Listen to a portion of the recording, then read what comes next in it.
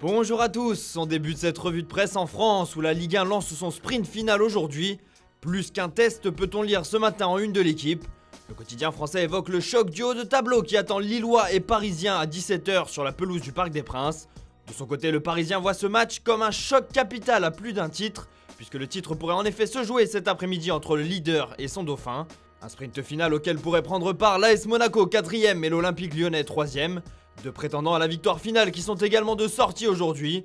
Chaud devant titre d'ailleurs Nice Matin ce matin dans son édition sport. Du suspense donc et un sprint à 4 où certains pourraient perdre gros, bref, un samedi bouillant qui devrait nous en dire un peu plus sur la fin de saison. On poursuit cette revue de presse en Espagne où l'un des attaquants de notre chère Ligue 1 fait les gros titres du côté de l'Andalousie. Arrivé cet hiver du côté de l'Olympique de Marseille, Arkadiusz Milik est ce matin en une des Stadio Deportivo qui titre Bon Marché. Le quotidien espagnol qui nous apprend que l'attaquant polonais figurerait parmi les alternatives étudiées par Monchi afin de renforcer l'attaque du Séville FC cet été. Un prix de 12 millions d'euros qui pourrait faire les affaires du club sévillan en cette période compliquée et surtout pour un joueur confirmé de 26 ans. Une situation compliquée pour l'Olympique de Marseille et pour son entraîneur Jorge Sampaoli qui souhaite le conserver. C'est en tout cas ce que nous rapporte la Provence ce matin. Le technicien argentin qui a déclaré sa flamme à l'ancien buteur du Napoli en concluant néanmoins qu'il serait très compliqué de le conserver en fin de saison. L'avenir du Polonais pourrait donc s'écrire loin de la cité phocéenne alors que d'autres clubs européens avaient déjà manifesté leur intérêt cet hiver et pourraient revenir à la charge dès cet été. Allez, on prend la direction de l'Angleterre pour la suite de ce tour de la presse sportive européenne. Et le moins que l'on puisse dire ce matin, c'est que le torchon brûle entre Jürgen Klopp et Gareth Southgate, le sélectionneur de l'Angleterre. Sois honnête Gareth, voilà ce que titre le Times ce matin suite aux déclarations de Klopp après la non-sélection de Trent Alexander-Arnold. Même son de cloche du côté du Daily Express qui reprend les propos de l'entraîneur de Liverpool pour qui oublier Alexander-Arnold reviendrait à oublier Lionel Messi. Une déclaration forte de la part du technicien allemand selon qui le latéral de Liverpool reste le meilleur à son poste malgré sa méforme actuelle. De son côté, le Guardian décrit un Klopp abasourdi alors que l'Angleterre ignore le meilleur arrière droit du monde. Enfin, seul point positif dans cette histoire, Klopp s'est félicité d'avoir pu travailler avec le jeune anglais durant cette trêve internationale qui lui aura fait le plus grand bien.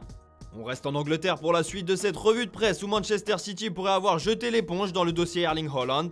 C'est en tout cas ce qu'a déclaré Pep Guardiola lorsque la question lui a été posée. Le Daily Mirror qui titre d'ailleurs ce matin 150 millions pour Erling. Haha. Un rire plein d'ironie en référence à la somme demandée par le Borussia Dortmund et qui selon le technicien catalan ne rentre pas dans les clous du budget Citizens, notamment à cause des pertes liées au Covid. Le Daily Star reprend lui la déclaration de l'ancien du Barça selon qui City ne peut se permettre de s'offrir Haaland, ni aucun autre attaquant, du moins à ce prix. Enfin, le Sun explique que City ne jouera pas le all-in dans ce dossier et ajoute que du côté de Manchester United, Ole Gunnar Solskjaer avait lui décidé de ne pas s'exprimer sur le sujet. Alors avantage United, affaire à suivre. Une chose est sûre, les clubs de Manchester ne seront pas les seuls à se disputer l'avant-centre norvégien cet été. Et à en croire Sport, le FC Barcelone préparerait son offre finale pour Haaland. Un dossier prioritaire où les Catalans feraient preuve d'optimisme quant à la réalisation du transfert. Le quotidien catalan qui ajoute néanmoins que les Blaugrana auraient ciblé deux plans B en cas d'échec, à savoir Lautaro Martinez et Harry Kane. De quoi se consoler sans problème si l'ancien de Salzbourg venait à choisir une autre destination.